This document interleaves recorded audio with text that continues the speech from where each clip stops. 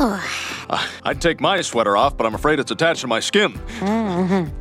Smooth. These are 6 of the most undeniably, irredeemably, disturbingly I think you're dreaming. No, I'm not. sus things Brian Griffin has ever done. Yes, the dog who quotes Nietzsche, drinks martinis, and pretends to be the smartest guy in the room. Also tried to hook up with his best friend's wife. Maybe I should, look at it. I have seen a lot of medical shows. Date underage girls, and make out with a robot version of himself. And that's just the warm-up. Buckle up. We're about to expose the most sus side of Family Guy's furriest narcissist. Brian dates a high schooler, scammed Yankees. Let's start with the time Brian Griffin, a literal adult dog, started dating a teenage girl. In Scammed Yankees, Brian meets a girl at the bookstore. Whoops. I'm sorry. I don't think you want this book. It's all about atheism. Oh, I know. I'm an atheist. Really? So am I. She's cute. She's into poetry. They click. It's wholesome. For about 30 seconds. Then we find out she's in high school, like full-on still needs a hall pass high school. And Brian doesn't back off. Instead, he doubles down. She's mature for her age. It's just a number. All the red flag phrases we've ever heard in Dateline sting operations, now coming out of a cartoon dog's mouth. But wait, it gets worse. He hides it from the family, he lies to her parents. You're going on a date with Patty? I told you to back off. He tries to justify it by saying it's not that bad, because technically he's 7 in dog years. Nice try, Brian. But if the words technically legal are coming out of your mouth, you've already lost the moral high ground. And then, the pièce de résistance? He takes her to prom. Full tuxedo, corsage, chaperones, a limo ride, slow dancing, grown men staring at them like, wait, is that dog on a date? And nobody calls animal control, or a priest, or someone with a net and a tranquilizer dart? Brian Griffin, the only guy who could make both high school and adulthood uncomfortable at the same time. This wasn't just sus, this was felony adjacent. Brian makes out with a robot version of himself. Brian's a bad father. Morning, RB. B? It stands for Real Brian. Morning, RB. Robot Brian. If dating a high schooler wasn't enough, how about falling in love with yourself? No, not in a self-confidence way. In a build a robot clone and then make out with it way. In Brian's a Bad Father, Stewie builds a robotic replica of Brian to help him preserve his legacy. A touching gesture, a sweet tribute. But Brian sees an opportunity. Instead of uploading memories or leaving a legacy, he takes it to dinner.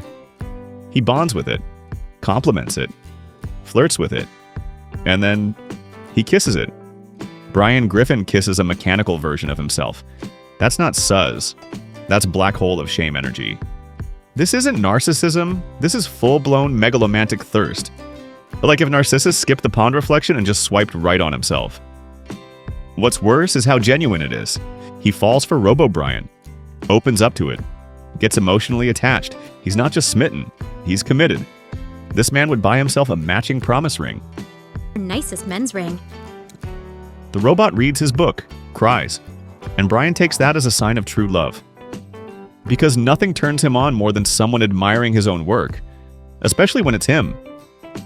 And of course, it all crashes down. Because Brian starts noticing all the annoying things about Robo Brian. The voice, the ego, the attitude. And in a glorious meta moment, Brian realizes what we've all known for years. He sucks.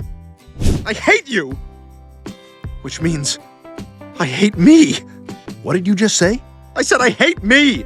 I hate myself! You've made me realize. It takes dating himself to realize he wouldn't even want to be friends with himself. The most sus part? Stewie knew. He literally set up the robot to send alerts when it got, let's say, activated. And Brian still walked face first into the electric Oedipus trap. Brian Griffin, philosopher, poet, podcaster, and now official card-carrying self-kisser. Brian tries to sleep with Lois. Play it again, Brian. It takes a special kind of delusion to look at your best friend's wife and think, yeah, that's probably fine. But that's exactly what Brian does in Play It Again, Brian. The Griffins go on a vacation. Peter's being Peter, drunk, annoying, emotionally unavailable. And Brian, he sees an opening. Not to support Lois, not to help the family, but to make a move. He puts on his sad intellectual act. You know the one. Lois, you deserve someone who sees the real you. Someone who reads Sylvia Plath and wears cologne called Smug Bastard. Then comes the big moment. Brian confesses his feelings, tries to kiss her, and says, unironically, "Oh, I've always loved you." Keep in mind, this is his best friend's wife, the woman who makes his dinner, picks up his poop, and he decides now's the time to shoot his shot, but don't worry, it gets grosser. Lois turns him down, politely, firmly. And Brian, he gets mad, like genuinely nice guy Reddit post mad. He says Peter doesn't deserve her, says she's wasting her life. The dude went from sweet family dog to manipulative emotional leech in under 30 seconds. And it's not the only time he tries. In multiple episodes, he flirts, stares, and accidentally walks in on Lois changing. Brian isn't just sus here, he's full-on canine certified homewrecker mode. Man's got no leash and even less shame. Brian hooks up with a married woman, then helps her fake her husband's death. Love Blatchley. Brian Griffin is no stranger to poor decisions, but this one deserves prison time. In Love Blatchley, Brian falls for a woman named Carolyn. If there is a God, send another copy. I guess that's our answer. She's smart, beautiful, and very married. And Brian? He knows. He knows she's married.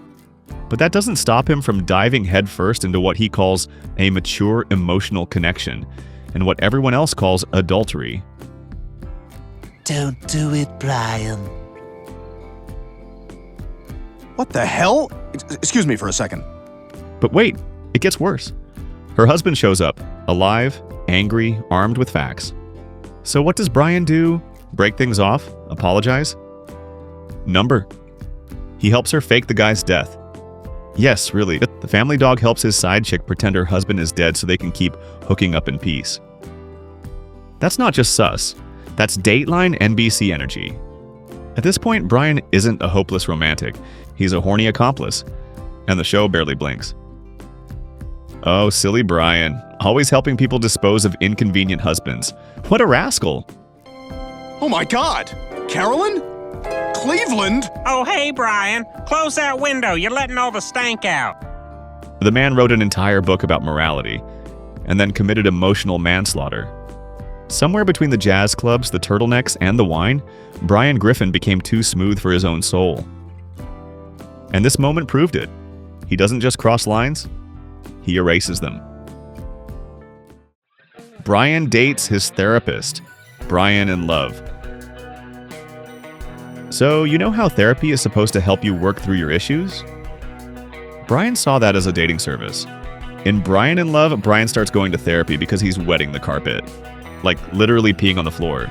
And while any normal person might explore childhood trauma, repressed anxieties, or maybe go see a vet, Brian, he falls in love with his therapist. Dr. Kaplan. Smart, insightful, empathetic. Everything you shouldn't see as romantic when you're mid-breakdown. But Brian sees a woman who gets him. Never mind the glaring power imbalance or the fact that she's literally diagnosing his neuroses. Brian's like, wow, she thinks I'm emotionally unstable and unfit for relationships? Hot? And then he does what any emotionally unwell cartoon dog would do. He asks her out. She shuts it down, and of course, she's a professional. But does Brian stop? Absolutely not. He spirals, fantasizes, pouts, whines. He treats her like a bad ex. When in reality, she's just someone who told him the truth. This isn't romance. This is attachment disorder with a martini. And the worst part? This moment defined Brian's future relationships. From that point on, he starts seeing every smart woman as a challenge to conquer. He doesn't want a partner. He wants a mirror that compliments him in a British accent. Brian has a child and completely abandons it. The former life of Brian. So, Brian Griffin once had a child. A real biological son. Not a clone. Not a dream sequence. Not some time travel paradox. An actual human kid. Named Dylan. And how do we find out? A woman shows up at the door and casually drops, "Hey, remember that time we hooked up? Surprise, meet your son." And Brian? After a moment of smug pride, he panics. At first, he wants nothing to do with Dylan, doesn't want to parent, doesn't want to engage, just wants to drink wine and complain about books nobody reads. Eventually, he sort of comes around, in that way where you think, oh, maybe he's growing as a character. But no, because after bonding for maybe half an episode, Brian gets bored. Dylan gets into acting, gets attention, becomes successful, and Brian, Huss who can't handle anyone else being in the spotlight, bails. Literally vanishes. Leaves his own son high and dry because he's not the main character anymore. No custody battle, no support payments, no follow-up. Just, hey kid, great bonding, but I've got a jazz brunch to attend and an ego to inflate. And poof, Dylan disappears from the show like he was never even there.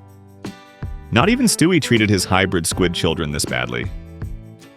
Brian didn't just ghost his kid, he network canceled him.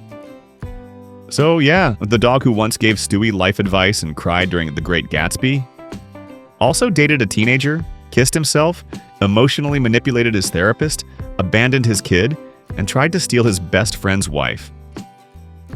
Brian Griffin didn't just have sus moments. He built an entire personality out of them. But if this is what Brian's done when he's sober, just imagine what's on his browser history.